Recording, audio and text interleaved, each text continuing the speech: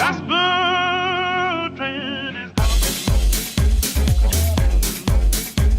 you better get to business. You better set the house in order, friend. You know the train gonna be there. Don't you hear the whistle? Hear the bell. Don't you hear the engine exhausting? You know the train gonna be there. Now people shaking up the pelicans of heaven. Ain't too right that you can hear this train go. She blows the car, Lord, you know the train gonna be here.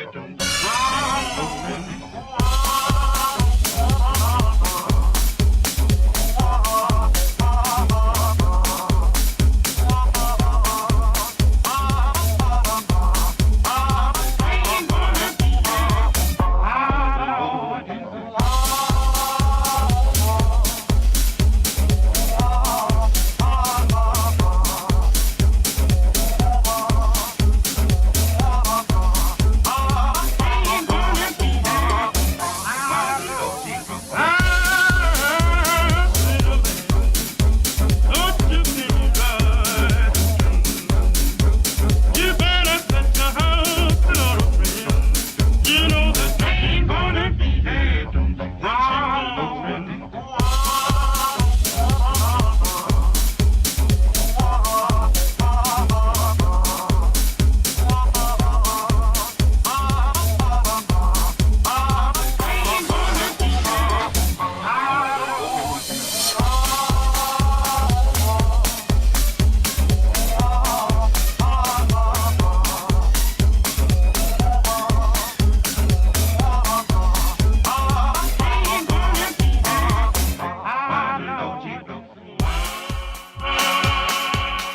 Bonjour 180, oui, on peut applaudir.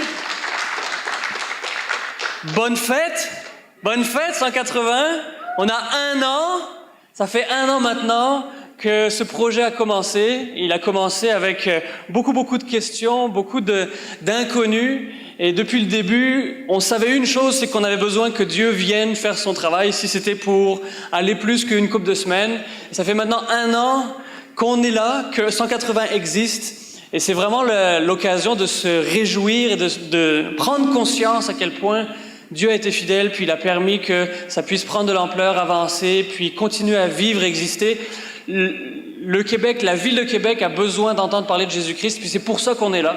C'est pour ça que 180 existe. Et maintenant, ça fait 1 an, et on prie, à moins que Dieu revienne avant, que ça puisse continuer encore plusieurs années, et qu'on voit et qu'on continue de voir Dieu faire des grandes choses à travers cette Église.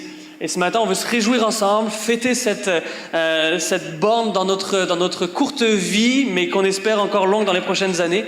Et pour souligner nos 1 an, ce matin, on va faire les choses un petit peu différemment qu'à l'habitude. Et puis, on voit le visage public du dimanche matin de 180, c'est une chose, mais l'Église, c'est beaucoup plus que ce qui se passe ici dans la salle avec une personne et quelques musiciens en avant. C'est beaucoup plus que ça. C'est à la fois plus complexe, mais aussi plus riche que seulement ce qu'on peut voir dans l'amphithéâtre le dimanche matin. Puis ce qu'on veut faire ce matin, c'est vous donner un aperçu un petit peu plus détaillé de ce qu'est 180 dans ses différentes ramifications. Fait que pour le début de notre rencontre, moi je vais faire venir différentes personnes qui vont nous parler des facettes de 180, de ce que c'est, à la fois ce qu'on voit ici, mais ce qui se passe aussi en dehors de la salle Sylvain Lelièvre.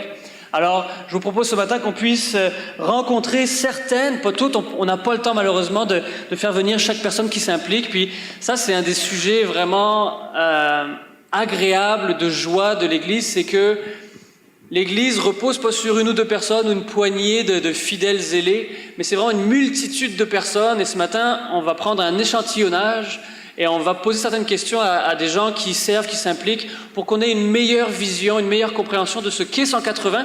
Mais aussi, et l'autre raison pourquoi on fait ça, c'est que on le fait pour que ça puisse éveiller en chacun d'entre vous le désir de vous impliquer aussi.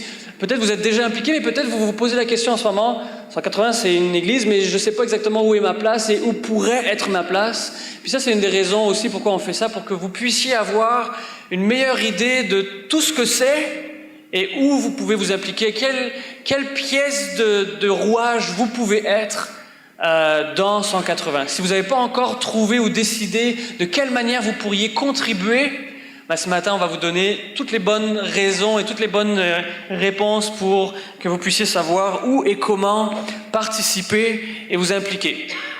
Alors, sans plus tarder, j'aimerais inviter Rachel Giguère, qui est une des personnes qui s'implique avec les enfants. La raison pourquoi c'est calme ici le dimanche matin et qu'on peut avoir une discussion suivie de plus que 2 minutes, c'est parce qu'il y a des gens, beaucoup de gens, qui travaillent fort pour pas juste s'occuper des enfants puis faire une garderie en haut, mais en prendre soin, leur proposer des choses qui sont utiles et concrètes et qui s'occupent de vos enfants. Alors Rachel, bonjour.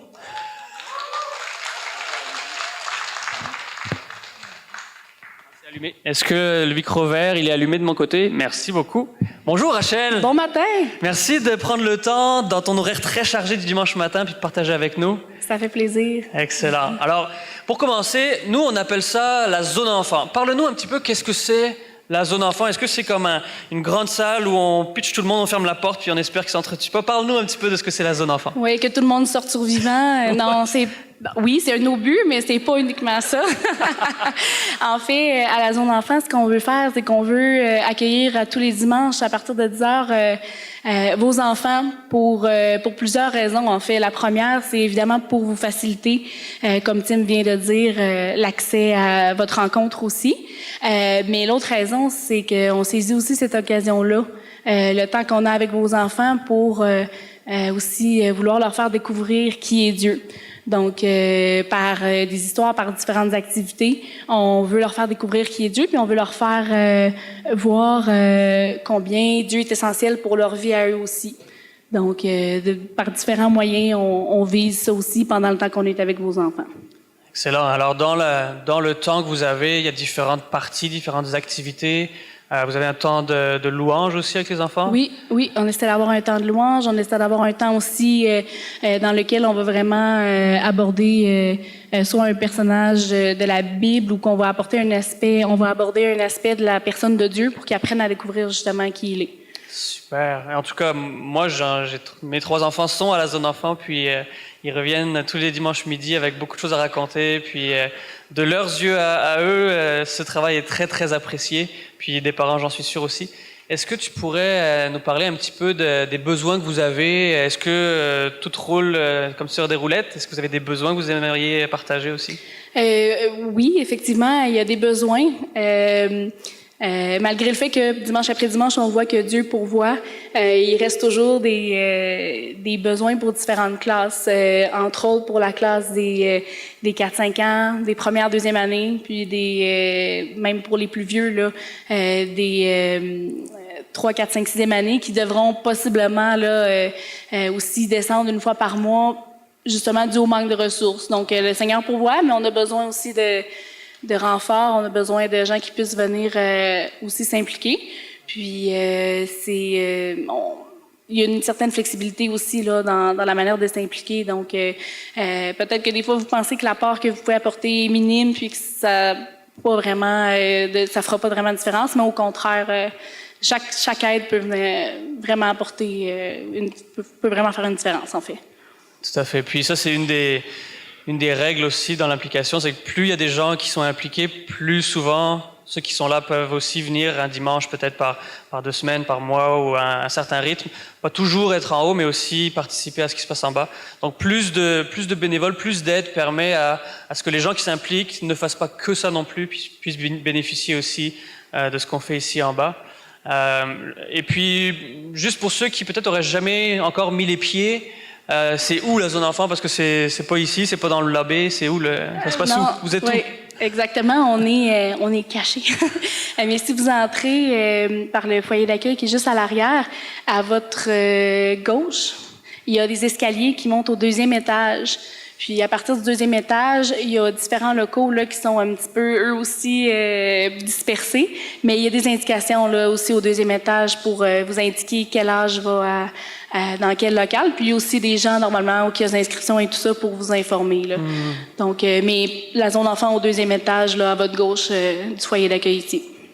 Puis pour terminer, comme tu disais au début, la zone enfant, c'est pas juste pour te débarrasser les parents puis qu'ils aient un bon temps ensemble, mais c'est vraiment une période et un âge critique pour que les enfants entendent parler de Dieu, soient enseignés, puis puissent déjà à leur âge découvrir qui est Jésus-Christ. Pas juste... Moi, mes enfants, si je leur pose une question sur la Bible, ils disent Jésus par réflexe, par instinct. On va pas juste créer des bonnes réponses. C'est la bonne réponse. C'est ça, c'est toujours la bonne réponse quand c'est l'école du dimanche. La réponse est toujours Jésus. Mais on veut pas juste créer des bonnes réponses, mais c'est un âge qui est vraiment propice pour déjà semer la connaissance de Dieu. Puis la Bible nous dit enseigner dès leur jeune âge, et puis ça va avoir une répercussion dans toute leur vie. Alors la zone enfant, c'est un des ministères qui est critique et prioritaire, dans lequel on croit beaucoup, et grâce à des gens comme Rachel et beaucoup d'autres, oui. C'est quelque chose qui est possible. Si jamais vous voulez, vous pourriez à la fin de la rencontre aller juste jeter un œil, rencontrer les gens qui s'en occupent, et puis c'est une équipe qui est très dynamique, avec une bonne humeur contagieuse. Rachel, merci beaucoup pour le temps que tu as pris et de nous partager un petit peu ce qui se passe là-haut. Merci pour votre temps. Merci pour ceux aussi qui sont impliqués dans la dernière année avec les enfants. C'est vraiment apprécié. Merci Rachel. Merci.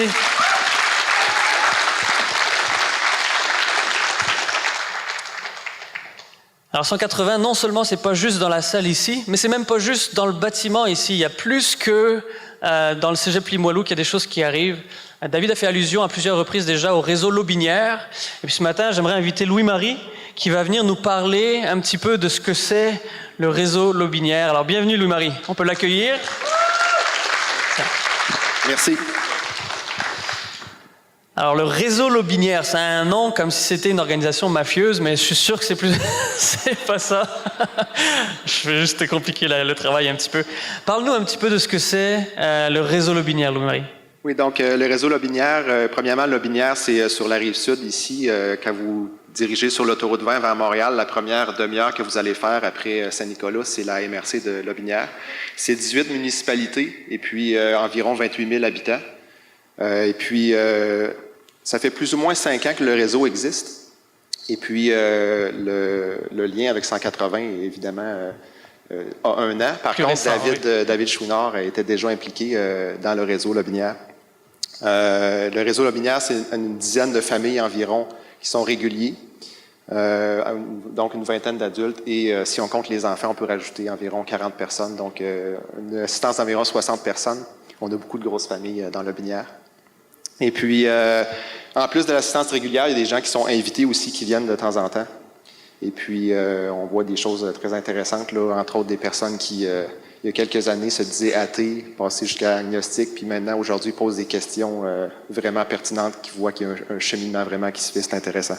Ah, super. On se réunit dans les maisons, parce que, évidemment, avec une population comme ça, qui est répartie sur un si grand territoire, avoir un seul local, c'est pas nécessairement l'idéal. Donc, on a 4, donc c'est ça, comme je disais, 4 municipalités dans lesquelles on se rencontre. Donc, on a 2 groupes dans 4 maisons, donc on s'alterne. On est à Saint-Apollinaire, Sainte-Croix, Saint-Antoine-de-Tilly, puis dans la mégapole de Issoudun. On a ici la photo qu'on vient de voir, une petite craque pour les Carlines ici. On vient de voir le local, on loue une fois par mois aussi le local à Saint-Agapi, c'est le complexe des seigneuries où on se réunit tout le monde ensemble. Ensuite de ça, on a plusieurs choses qu'on fait.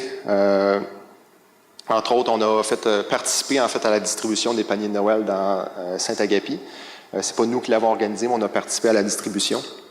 Et puis, on a eu une pièce de théâtre dans laquelle l'Évangile était présenté. Puis ce que vous voyez à l'écran actuellement, c'est le club biblique. Ça fait 3 ans qu'on fait ça. C'est un club biblique pour enfants. L'assistance est... évidemment, on a nos enfants, mais il y a aussi des enfants qui n'avaient jamais entendu l'Évangile qui sont venus. Puis ce qui est intéressant aussi avec ça, c'est que la dernière journée du club biblique, on fait un pique-nique avec les parents qui sont invités. Donc les parents aussi ont la chance d'entendre l'Évangile. Super, merci beaucoup. Donc sur une base régulière, vous vous rencontrez dans les foyers le dimanche matin. Exact. Puis une fois par mois, vous vous rassemblez tous ensemble du réseau à un endroit pour une célébration. Exact. Excellent, c'est très bien. Et puis ça aide aussi, ça permet à des gens qui peut-être auraient de la difficulté à couvrir la distance pour venir jusqu'ici, à participer à une communauté finalement, une communauté de chrétiens sur la Rive-Sud. C'est super. Fait que c'est une dynamique différente. C'est évidemment très centré localement puis autour des familles. Est-ce que tu peux nous parler un petit peu des besoins que vous avez, de votre réalité de tous les jours? Oui. Bien, premièrement, merci à 180 parce que vous êtes déjà probablement plus que vous le pensez, un partenaire important. Ne serait-ce que pour des choses simples comme la gestion financière. On est une organisation assez simple. On est des pères et des mères de famille qui travaillons à temps plein. Donc, d'avoir 180 qui peut gérer tous les dons parce qu'on n'est pas justement accrédité pour les dons de charité. Donc, déjà, ça peut paraître banal, mais c'est très, très important pour nous. Évidemment, si vous considérez, dans vos prières, tout le monde ici qui prie pour 180, si vous considérez le réseau Lobinière comme faisant partie de 180, c'est plus que ce qu'on peut demander. C'est vraiment important. Donc, d'être considéré comme faisant partie de 180, puis on le sent vraiment aussi qu'on en fait partie. C'est une bonne chose. Dernier point aussi, on a Daniel Moreau, qui est impliqué dans le réseau Lobinière depuis le début, qui vient ici régulièrement, sauf le premier dimanche du mois où on se rencontre au complexe des Seigneuries à Saint-Agapi. Donc, c'est un peu notre agent double, Daniel, qui fait les deux places puis qui fait un lien entre les deux. Donc, si vous avez des questions, des choses que vous voulez connaître du réseau Lobinière, Daniel, c'est une bonne personne pour ça. Super. Et puis, depuis le début, en fait, de l'existence de 180, le réseau Lobinière a été très activement une part entière de notre vie d'église à 180. Ils sont venus des semaines à la fois pour nous aider, que ce soit avec justement la zone enfant. Ils sont venus nous prêter main forte, tous ensemble, pour différents événements. Et ça, c'est très, très généreux de votre part. Merci beaucoup pour votre implication avec nous aussi. Ça fait plaisir. Ouais, alors, merci beaucoup d'avoir pris le temps de nous partager ce que c'est le réseau Lobinière. Merci, Lou-Marie.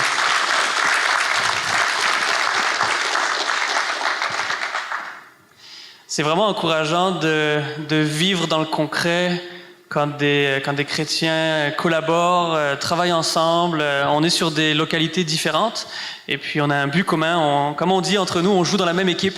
Et le partenariat avec le réseau Lobinière est vraiment une bénédiction pour nous. Ils nous aident, ils nous aiment et ils sont des bons partenaires qu'on aime beaucoup. Alors, pour continuer, j'aimerais inviter David Marquis. David est un petit peu le gars qui porte beaucoup de chapeaux. Et puis, bienvenue David. Ça prend une grosse tête pour porter beaucoup de chapeaux. Commence pas. David, je suis content de t'avoir ici pour nous parler un petit peu des événements du dimanche matin. C'est, comme on dit depuis tout à l'heure, des événements à multifacettes. Et puis, toi, tu coordonnes plusieurs de ces facettes-là. Parle-nous un petit peu de ce que ça représente, un événement du dimanche matin. OK. En fait, l'événement du dimanche matin, moi, je m'occupe de tout l'aspect multimédia, que ce soit la projection, la captation vidéo. Évidemment, on a des gens qui font du bon travail de ce côté-là, Luc Charbonneau. Tout le multimédia, le web, qui est sous le chapeau du multimédia. Alors, tout ce qui englobe le graphisme, l'image visuelle et aussi incluant toute l'atmosphère, l'ambiance à l'intérieur de la salle, on m'a pitché ça. Fait que, en gros, c'est ça.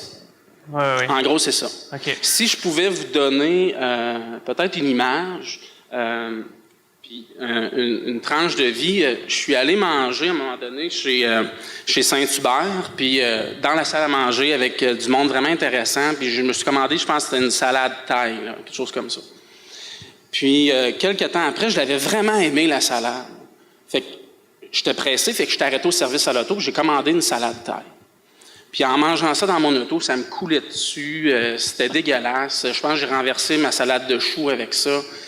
Vous voyez que des fois, l'ambiance dans laquelle on est, c'est toujours la même assiette, c'est toujours la parole de Dieu. Ce qui est inclus, c'est toujours la même chose parce que ce qu'on veut, c'est que les gens loin de Dieu découvrent la vie en Jésus-Christ.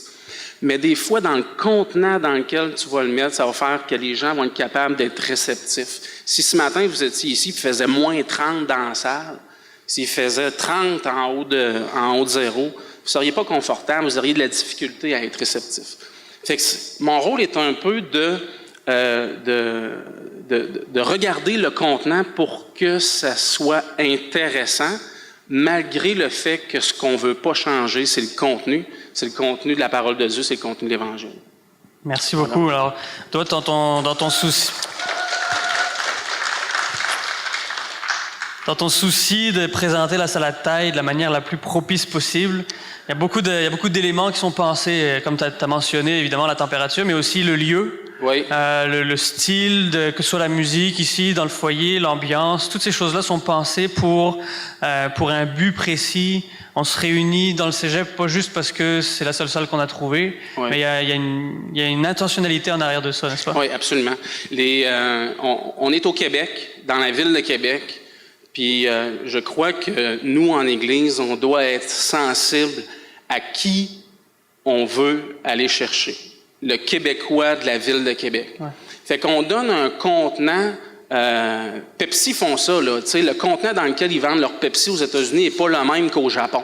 Fait que c'est la même affaire, dans le fond, le liquide ne change pas, mais comment est-ce qu'on va faire pour adapter l'Évangile pour qu'elle soit accessible aux Québécois? Ce qui fait que le contenant, on serait ailleurs, dans un autre milieu culturel, dans un autre environnement politique, puis on changerait le contenant, mais pas le contenu. Ouais. Voilà. Super. Fait qu'en tout cas, si jamais, selon tes analogies, tu as peut-être un petit creux, il y a des cupcakes en arrière tout à l'heure. Mais c'est bon, ça nous aide à comprendre. Ça nous aide à comprendre pourquoi. Évidemment, quand on commence une église, on a besoin de décider quelle couleur elle va avoir, dans quel format ça va se passer. Le message ne change pas, mais tout le reste doit être au service du message. Puis une des mentalités, une des vérités sur laquelle on s'est appuyé dès le début, c'est qu'on s'est dit on veut qu'il n'y ait aucune barrière, ouais, sauf l'Évangile. L'Évangile peut choquer puis virer quelqu'un de bord, mais il n'y a pas rien d'autre qui devrait faire ça. C'est ça. Fait que là, on a notre chef d'orchestre qui s'assure que les gens puissent se rendre jusqu'à l'Évangile, puis que jusque-là, il n'y a rien eu qui fasse en sorte que les gens se disent « je vire de bord, c'est une gang de malades ». Voilà. C'est une bonne explication. David fait beaucoup d'autres choses que ce qu'il a dit, Pepsi puis ça la taille. Posez-lui des questions, puis il a beaucoup d'insights et de choses à partager. Merci d'avoir pris le temps dans ton horaire chargé, David. Merci beaucoup.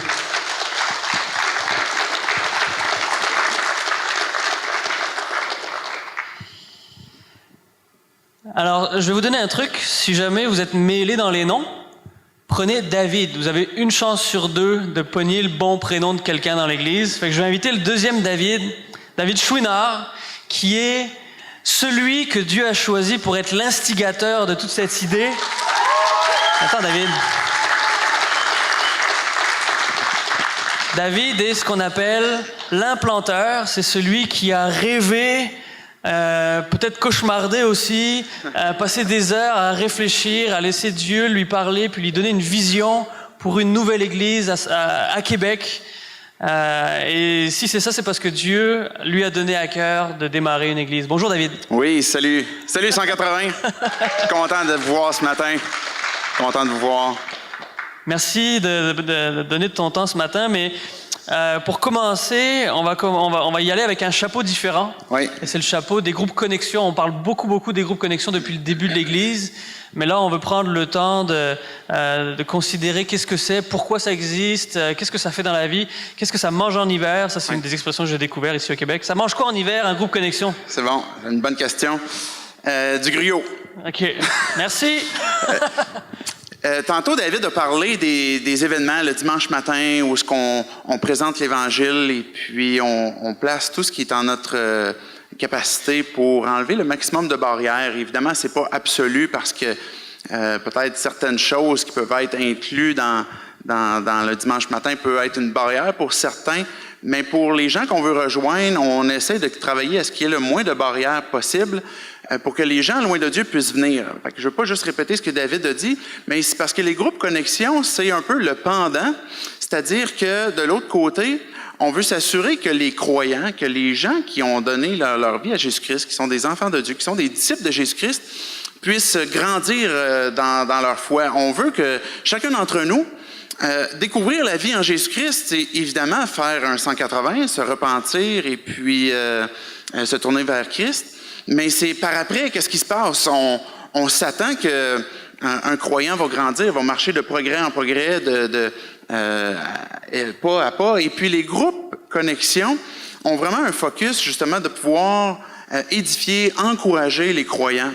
C'est dans cette plateforme, je vais le dire comme ça, que l'Église va se réunir, par exemple, dans des différents groupes à travers la ville. Il peut y avoir un peu comme le réseau, c'est-à-dire c'est des groupes maison, sauf que le groupe Connexion ne se réunit pas le dimanche matin, mais en cours de semaine. Fait qu'il y a, par exemple, un groupe de femmes qui se réunit un jeudi matin, il y a un groupe qui se réunit un vendredi soir dans le coin de l'Ancienne Lorette, il y a un groupe qui se réunit le mercredi soir dans le coin de Beauport.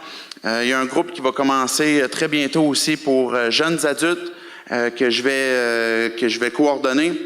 Alors, tous ces groupes-là ont comme objectif justement d'approfondir les relations, développer finalement la communion fraternelle, approfondir les Écritures, qu'on puisse servir ensemble, tout l'aspect spirituel de la croissance d'un croyant. Jésus a dit, justement de partir, faites de toutes les nations des disciples. Puis après ça, il dit, baptisez-les, enseignez-leur à observer tout ce que je vous ai prescrit.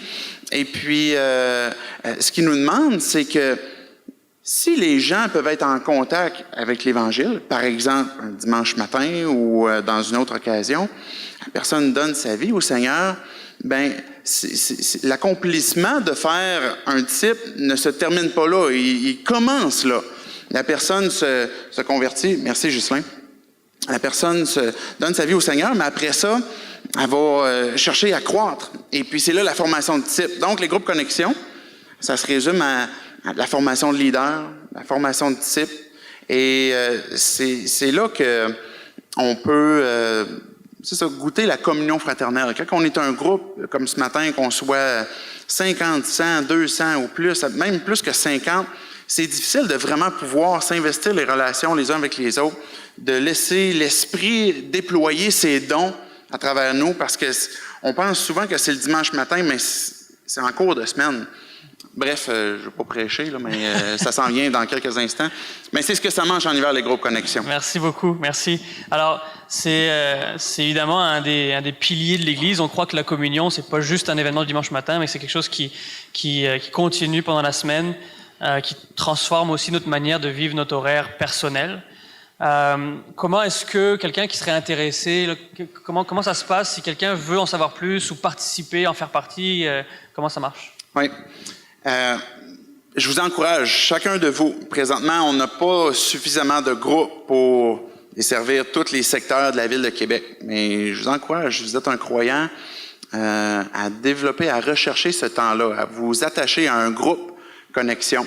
Et puis, comment rejoindre un groupe connexion? Vous pouvez simplement venir me poser la question ou remplir une carte, par exemple, connexion, puis vous dites, j'aimerais ça assister à un groupe connexion, voilà mon nom, voilà mes coordonnées, et puis j'aimerais savoir quel secteur, quel lieu dans la ville je pourrais m'attacher. Donc, tout simplement remplissez une carte comme ça, et puis peut-être vous l'avez déjà faite pour laisser vos coordonnées, vous pouvez le refaire pour dire, communiquer une intention, je veux appartenir à un groupe connexion, par exemple. Donc voilà comment. Merci beaucoup David pour cette explication. Puis si vous avez d'autres questions, n'hésitez pas à aller voir David puis jaser avec lui. Merci pour cet éclaircissement. Oui, merci Tim. Donc c'est moi qui prends la relève maintenant de l'animation. Alors notre prochain invité s'appelle Timothée Corbeau. Alors je vous demande d'applaudir notre prochain invité. C'est bon. Hey, t'as fait ça comme Superman, on t'a même pas vu arriver. Tada! OK. Tim, vous avez vu que moi, je m'occupe de l'aspect communautaire, je suis le leader, pas communautaire, mais plutôt connexion, des groupes connexion. Et puis, Tim est le responsable de tout ce qui concerne l'aide communautaire. Et puis, on en a parlé, on s'appelle Église urbaine. 180, l'idée de urbain, ça veut dire qu'on veut être présent, accessible, disponible, impliqué dans notre communauté. Et puis, Tim, j'aimerais ça que tu nous dises, ça mange quoi en hiver, l'aide communautaire? Quelle question inspirée. Que les groupes communautaires, finalement, viennent d'une conviction qu'une église, elle n'est pas là pour prendre les gens, prendre les ressources et que les gens soient au service d'une institution, mais au contraire, qu'on est appelé à être des lumières. Les enfants de Dieu, on est appelés à être des lumières là où on est et à faire du bien, en fait, à imiter Jésus, tout simplement. Jésus, il a démontré dans sa vie sur terre que il aimait les gens, il donnait beaucoup d'importance à enseigner la vérité, mais aussi à mettre en action, puis avec une attention particulière à prendre soin de ceux qui sont souffrants pour quelque raison que ce soit. Jésus a démontré de la compassion, il a donné du temps, de l'énergie, il s'est approché de ceux qui n'étaient pas attirants ou aimables ou quoi que ce soit d'autre. Et dans toute la parole de Dieu, du début à la fin, Dieu nous montre son affection pour les pauvres, pour les démunis, pour ceux qui sont faibles, vulnérables. Et nous, on veut faire ça. On veut être une église urbaine, pas juste qui s'implique dans les opérations qui vont faire rejaillir la gloire sur nous, mais on veut prendre soin des gens. Je vais prendre comme exemple les 2 prochains événements qui s'en viennent. On veut, le 24-25 octobre, juste faire du bien, gratuitement. On va aider les gens à ramasser les feuilles dans leur cours. Si vous avez plusieurs arbres dans votre cours, vous savez que c'est long, pénible, puis que quand ça fait 3 fois que les feuilles tombent, vous commencez à être tanné. On veut juste aider les gens dans le quartier Limoilou pour leur montrer en action, voilà, à cause de Jésus, mais nous, on veut aimer les gens. C'est aussi simple que ça. Le deuxième événement, puis il y a un lien entre les deux, souvent les gens, ils veulent pas recevoir des choses gratuitement, mais ils veulent contribuer aussi. Fait que si les gens contribuent, ça va être mis pour une levée de fonds pour un événement à Noël. À Noël, déjà l'année dernière, on a fait un événement où on s'est dit, il y a peut-être des gens dans le quartier ici qui n'ont pas de famille, qui n'ont pas d'occasion de célébrer Noël d'une manière ou d'une autre, mais nous, on veut offrir ça à la communauté. Si des gens, dans le temps de Noël, quand on se sent seul, on se sent très seul, fait qu'on veut offrir aux gens une soirée de Noël. Puis, on va faire ça encore cette année. On va organiser une soirée, puis on va juste inviter les gens à venir, sans aucun frais, c'est gratuit. Venez célébrer Noël avec nous. Puis, ça encore va servir à montrer aux gens, nous, on est une église, mais une église qui veut aimer les gens. Pas avec des attrapes, pas avec des ficelles. Tu sais, on vient juste si tu fais ci, juste si tu crois ça. On croit que les gens sont précieux aux yeux de Dieu, puis on veut les aimer. L'aide communautaire fait ça, permet d'aimer la communauté, de faire du bien, puis de faire comme Jésus ferait s'il était ici, tout simplement. OK, merci Tim. Si on est habitué de venir, peu importe qu'on vienne une fois à l'occasion, régulièrement, et puis qu'on se dit, ben moi j'ai envie de participer, d'être intégré dans ce ministère-là communautaire, comment concrètement je peux le manifester puis le faire? Alors, il y a plusieurs manières. Les cartes connexion servent aussi à ça. Vous pouvez juste écrire « J'aimerais participer à ce ministère ». On a un kiosque maintenant en arrière aussi pour l'aide communautaire. Vous pouvez aller poser des questions, dire comment je peux m'impliquer. L'événement qui s'en vient, évidemment, je vous encourage chacun d'entre vous. Le vendredi, je comprends que tout le monde n'est pas disponible, mais le samedi 25, je vous encourage à aller donner votre nom. Même si c'est juste pour 1 heure ou 2 que vous êtes disponible, il n'y a pas de problème. Venez avec votre râteau, une paire de gants, puis venez nous aider avec le temps que vous avez à aimer nos voisins en tant qu'Église ici. C'est aussi simple que ça. Vous pouvez vous impliquer de différentes manières, que ce soit avec un râteau, mais aussi plus en arrière-plan pour préparer des choses, pour participer on va faire une levée de fonds justement pour aider à financer l'événement de Noël. Si vous avez le goût de vous impliquer, la carte ou le kiosque, c'est probablement les 2 manières les plus faciles pour le faire. Il y aura toujours plus de besoins que ce qu'on peut faire, mais ça va pas nous arrêter au moins d'en faire un bout. C'est bon. Merci beaucoup, Tim. Merci à toi. Fait qu'on applaudit notre animateur. Merci beaucoup, Tim. Merci. Je te laisse la parole, David. Timothée est une bénédiction qui s'est joint à nous dans le mois de novembre, si je ne me trompe pas, dernier, et puis qui s'est joint à l'équipe avec sa famille pour se joindre justement à cette implantation à 180. Vous savez, on fête notre anniversaire. Ce matin, c'est une matinée particulière où on a l'occasion de célébrer la fidélité de Dieu, de se rappeler de ce qu'il a fait. Quand on se reporte pas l'été qui vient de passer, l'autre d'avant, on rêvait, on était quelques familles, 4 familles au tout début, avant l'été 2013, où on réfléchissait, puis on rêvait, puis on se disait, on aimerait voir que le royaume de Dieu continue de grandir, continue de progresser. On aimerait voir une nouvelle Église naître à Québec. On aimerait voir que de plus en plus, on va pouvoir être des témoins présents. Et puis, on était 4 familles. On avait commencé à en parler avec quelques gens autour de nous. Le réseau Lobinière était là. Tim en a parlé. Quand on a commencé le 29 septembre, le réseau était là pour venir soutenir la structure de départ, où à 4 familles, on ne pouvait pas commencer toute cette structure-là, mais qui ont soutenu ça. Et puis, des membres, des gens de différents amis, comme je disais, se sont joints pendant l'été 2013 pour dire, OK, moi, je suis prêt à embarquer, dont Jérémy qui conduit la louange depuis le tout début de 180. Vous voyez régulièrement qu'on va inviter tantôt pour conduire aussi la louange. Rachel en faisait partie aussi, des gens qu'on a rencontrés puis qui se sont joints. Et tout cela, c'est des bénédictions. Comment est-ce que Dieu a pourvu, comment est-ce que Dieu a dirigé. Puis quand on regarde dans la dernière année, je veux que ce matin, on puisse dire merci Dieu. Je veux que ce matin, on puisse dire, on te loue pour ce que tu as fait. Et puis, se tourner vers Dieu puis dire qu'aujourd'hui, c'est pas la fin d'une préparation, mais c'est plutôt le début de ce qui s'en vient. On anticipe le meilleur, on a hâte de ce qui s'en vient puis de ce qui va arriver. Et tantôt, on a appelé cet événement-là une dédicace. Tantôt, on va inviter l'équipe musicale à s'avancer. On va louer Dieu ensemble. Et je vous encourage à dans vos pensées, dans vos cœurs, dans vos prières, à dire merci à Dieu pour sa fidélité en toutes choses. Dieu manque en rien.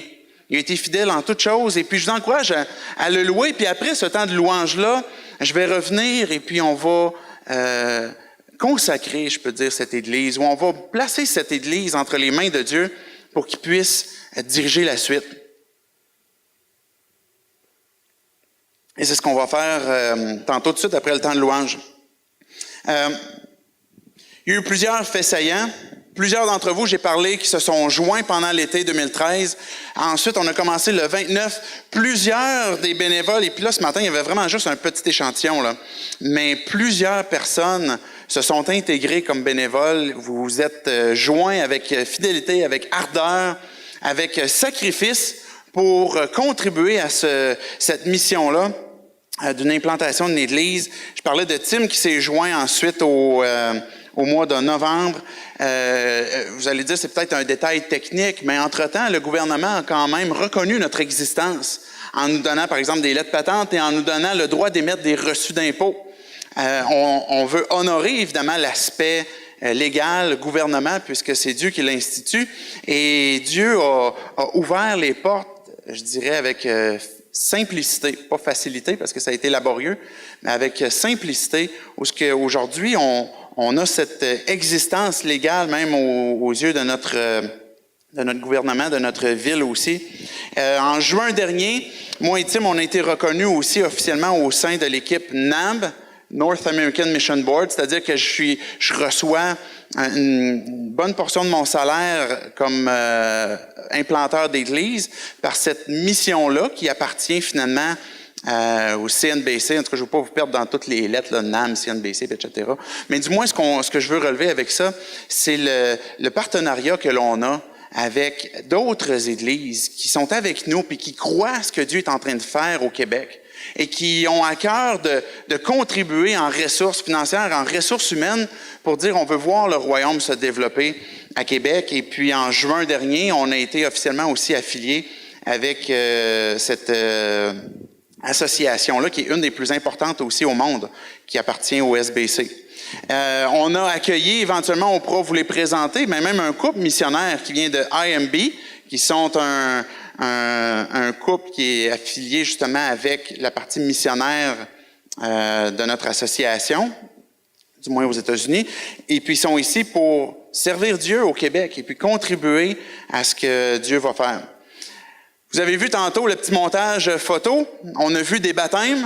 On en a eu 8 un premier dimanche. Il y en a eu un autre Plus tard, il y en a eu 9 jusqu'à présent, puis dimanche, dans 2 dimanches, il y a 2 autres baptêmes qui sont planifiés. Et ça aussi, c'est une reconnaissance que l'on a à Dieu, que c'est quelque chose qui se concrétise, c'est-à-dire que des gens qui confirment leur identité, qui s'engagent avec Jésus-Christ pour le suivre. Il ne reste pas beaucoup de temps. Mais je veux prendre le temps quand même de vous expliquer ce rêve qui est sur notre cœur, qui est sur mon cœur. Ce rêve où Dieu va nous utiliser des croyants, utiliser de ses enfants pour être ses témoins ici dans la ville de Québec, où les gens vont pouvoir entendre parler de Jésus-Christ. J'ai fait un choix personnel et puis je vous lance régulièrement ce défi-là aussi. Faisons le choix de renoncer que notre peuple n'est pas rejoignable, que les Québécois ne sont pas rejoignables parce qu'ils sont athées, parce qu'ils croient à l'évolution, parce qu'ils croient à différentes choses. J'ai la profonde conviction que nous, les Québécois, on cherche Dieu. On cherche Dieu sans peut-être le dire clairement, sans peut-être l'avouer clairement. Mais les gens qui vivent près de vous, les gens qui vivent près de nous, c'est des gens qui ont besoin de Dieu. C'est des gens qui cherchent Dieu. Que cette pensée de l'éternité, même si elle n'est pas clairement tournée dans nos têtes, même si elle n'est pas constamment en train de réfléchir sur notre éternité, sur ce qui va se passer, il y a dans notre âme cette question qui demeure, est-ce qu'il y a quelque chose de plus? Est-ce qu'il y a quelque chose de plus? Est-ce que je peux découvrir plus que ça? Et puis, on veut que cette Église, l'Église 180, puisse être un groupe de croyants. Je vous ai encouragé à plusieurs reprises au tout début que vous ne venez pas à l'Église. Vous êtes l'Église. On est l'Église. On va se rencontrer dans la semaine dans des groupes connexion. C'est l'Église qui se rassemble. Le dimanche matin, c'est l'Église qui se rassemble. Et puis, l'Église n'est pas un groupe ou un club social de chrétiens tout propres qui se jugent les uns les autres. Mais l'Église, c'est des croyants qui se rassemblent, qui s'investissent les uns dans les autres, qui s'édifient les uns les autres et qui sont des témoins aussi. Qu'on est prêt à renoncer à nos intérêts, qu'on est prêt à renoncer à notre confort pour qu'on puisse rejoindre finalement les gens qui sont près de nous. Et ça, c'est le rêve, que les gens loin de Dieu puissent découvrir la vie en Jésus-Christ. Et Dieu veut qu'on vive. Dieu veut qu'on partage cette vie-là aussi. Et je vous ai apporté différents textes. Galates 5, 11 dit « Quant à moi, frères et sœurs, pourquoi suis-je encore persécuté si je prêche encore la circoncision? Le scandale de la croix est alors supprimé. » Notre objectif, c'est de prêcher la croix et que le seul scandale acceptable et permis et désiré, c'est celui de la croix. Que si tu viens ici ce matin, ce qu'on va te dire, c'est que Jésus-Christ t'aime, que Dieu il t'aime, qu'il t'aime à un point qu'il veut que tu sois réconcilié avec lui. Il t'aime à un point pour te dire que il y a quelque chose qui te sépare de lui, qui s'appelle le mal, qui s'appelle le péché, qui est la rébellion. Et puis il nous appelle pour qu'on fasse cette repentance, qu'on puisse obtenir le pardon qu'il nous a donné à cause de Jésus-Christ qui est mort à la croix. Et ça, cette croix-là, quand on pense à Jésus-Christ crucifié, ressuscité, c'est le message de l'Évangile, d'un amour d'un Dieu qui aime infiniment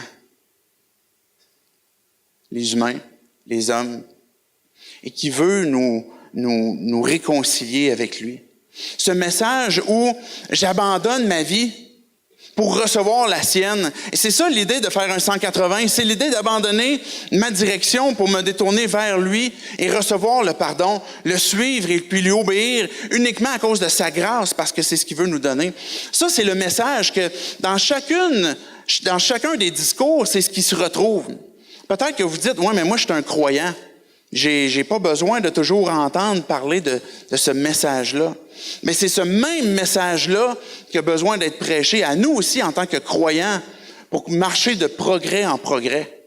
Peu importe qu'on prêche sur les coupes, qu'on prêche sur nos finances, qu'on prêche sur Galates, qu'on prêche sur quoi que ce soit, ce qui revient constamment Comme Jésus, quand il a marché avec les 2 disciples sur le chemin de Damas, il leur a montré comment est-ce que les Écritures, comment est-ce que les prophètes, comment est-ce que tout ce qui était, par exemple, dans l'Ancien Testament le concernait.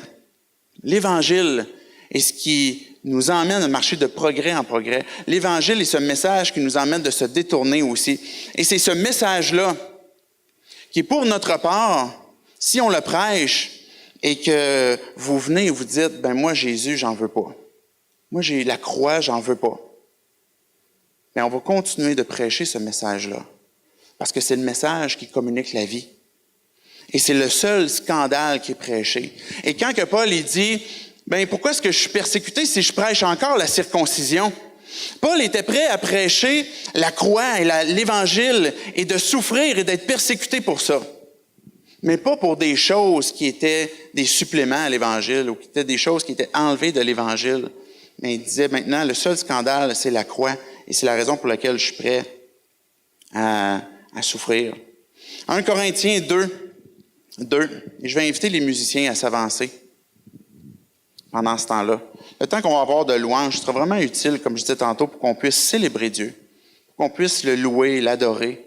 1 Corinthiens 2 dit, « Je n'ai pas eu la pensée de savoir parmi vous autre chose que Jésus-Christ et Jésus-Christ seul, Jésus-Christ crucifié. » 1 Corinthiens 2 nous dit que c'est une église, là, Corinthe, c'est une église. Et c'est quoi l'intention de cet implanteur-là pour son église? Mais ce que je veux voir parmi vous, 180, ce que je veux voir parmi vous, Corinthiens, que Paul il disait, j'ai pas eu la pensée autre chose de savoir parmi vous que Jésus-Christ et Jésus-Christ crucifié, que c'est lui le centre, que c'est lui qui est la tête, que c'est lui qui nous, par son esprit, qui nous dynamise. 1 Corinthiens 9, j'ai pas mis les versets 16 à 23, mais vous avez les versets 22 à 23. Ce que Paul il dit, c'est « Je me suis fait tout à tous, afin d'en sauver de toute manière quelques-uns. Et je fais cela à cause de l'Évangile, afin d'avoir part à ses bénédictions. » Se faire tout à tous, c'est notre mission aussi. Puis David en a parlé tantôt, David Marquis. C'est-à-dire qu'on change un contenant, on adapte un contenant pour enlever des barrières, pour que le message de l'Évangile soit prêché, pour que le rêve que Dieu place sur nos cœurs, pas juste sur mon cœur, mais sur nos cœurs, de voir l'Église s'épanouir, grandir, que ça se réalise. Quand Paul il se faisait tout à tous, libre avec les libres, esclave avec les esclaves, juif avec les juifs, grec avec les grecs, il s'adaptait, il changeait son vêtement, mais le message de la croix ne changeait pas. Et c'est ça qu'on va faire. C'est ça qu'on veut faire. Parce qu'on veut voir notre peuple découvrir la vie en Jésus-Christ. On veut voir les gens à Québec découvrir la vie en Jésus-Christ. Et qu'on va renoncer de dire « Non, c'est impossible. » Ben moi, je peux pas communiquer ma foi au travail parce que je me suis tellement brûlé. J'ai tellement fait de niaiseries, je ne peux pas être un bon témoin de Jésus-Christ. Tu dois renoncer aussi à ce mensonge-là. Parce que ce qui ne change pas, c'est que Dieu t'appelle à être un témoin là où tu es. Dans ta famille, proche de tes collègues de travail, de tes voisins. Pas en pognant le collet de chacun de tes proches, pas en leur donnant des coups de Bible, en les aimant, en les servant. Puis en étant ces témoins-là. C'est ce qu'on veut faire à 180. Je veux prendre le temps de dire merci. J'ai écrit quelques noms ici, puis j'espère que j'en ai pas oublié. Mais pendant 1 an, il y a des gens qui ont répondu, je peux dire, à cet appel de servir. Et puis, je voulais juste nommer quelques responsables de ces ministères. Je voulais dire merci à Gaétan et Suzanne Marquis, qui, peut-être vous les voyez proches des muffins, sont là très tôt le matin, consacrent beaucoup de leur temps, beaucoup de leur énergie. Je voulais leur dire merci. Étienne et Myriam aussi, qui sont là très tôt pour déplacer le matériel, pour que toutes les choses soient bien disposées, que vous puissiez être bien accueillis. David et Catherine, David est venu parler tantôt, Tim et Liliane, Jérémy, qui est dans la pénombre en arrière, Rachel, José Parizeau, là c'est sûr je ne la verrai pas, là, je vois rien, José Parizeau, Luc, les Charbonneau, les gens du réseau qui se sont impliqués, et puis tous les bénévoles. Vous êtes plusieurs à être joints à ce rêve-là et à croire que Dieu est vivant, que Dieu veut transformer les vies. Je veux terminer avec un dernier texte, un encouragement que Dieu nous donne, que Jésus nous donne. Jean 4. Jésus, il dit, « Ne dites-vous pas qu'il y a encore 4 mois jusqu'à la moisson? Eh bien, moi, je vous le dis, levez les yeux. Levons les yeux, 180. Des fois, on est perturbé à cause de nos vies, de notre confort, de nos habitudes, de toutes sortes de choses. Et puis, on se dit, ça va être plus tard, ça va être plus tard, ça s'en vient, ça va être plus tard. Mais qu'est-ce que Jésus nous dirait ce matin s'il pouvait nous dire, voilà mon regard que j'ai, moi, pour la ville de Québec. Et je suis convaincu qu'il nous dit, levez les yeux. Levons les yeux de tout ce qui nous distrait. Et puis, regardez. Regardez les champs. Vous savez, il y a une différence entre voir et regarder. Il y a une différence entre sentir et humer. Il y a une différence entre entendre et écouter. Puis Jésus nous dit, levez les yeux. Faites pas juste voir. Arrêtez-vous. Puis regardez. Regardez ce que je fais. Regardez ce que je prépare. Regardez cette moisson qui est là. Il conclut en disant, eh bien, moi, je vous le dis, levez les yeux, regardez les champs. Ils sont déjà blancs pour la moisson. Celui qui moissonne reçoit un salaire et amasse du fruit pour la vie éternelle, afin que celui qui sème et celui qui moissonne se réjouissent ensemble. C'est le teamwork que Dieu a placé. Il y en a qui sèment, il y en a qui arrosent, il y en a qui vont récolter. 180, on va être où dans ce processus-là? Est-ce qu'on va semer? Est-ce qu'on va arroser? Est-ce qu'on va récolter? Je ne sais pas. Mais peu importe. Ce qu'il nous dit, c'est allez-y. Allez-y. Verset 37, il dit en effet, en cela, cette parole est vraie.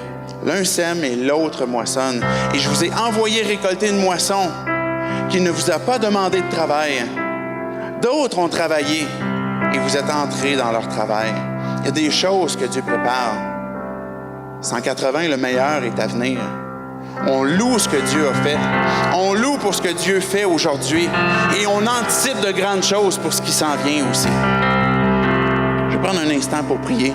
Je vais revenir après les chants aussi pour qu'on puisse consacrer ce qui s'en vient à Dieu. Dieu, on te loue pour la vie. Jésus, tu as été, toi, le premier missionnaire, le premier apôtre, c'est-à-dire celui qui a été envoyé. Père, tu as envoyé ton Fils pour venir nous rencontrer. Et Jésus, tu nous as dit, et je vous envoie aussi. Tu nous dis plus tard, soyez mes témoins. Dieu, on te prie que ces paroles puissent s'ancrer dans nos cœurs.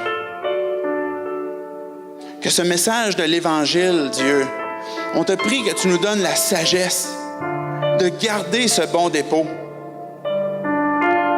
de ne jamais l'altérer, qu'il demeure toujours le seul scandale qui conduit à la vie pour ceux qui se repentent. Dieu, que ton esprit nous conduise et que tu nous donnes à chacun d'entre nous individuellement la foi, la confiance, le souvenir de ce que tu veux de nous, de l'équipement que tu places en nous pour être de puissants témoins de qui tu es. Par le puissant nom du Seigneur Jésus-Christ que l'on prie. Amen.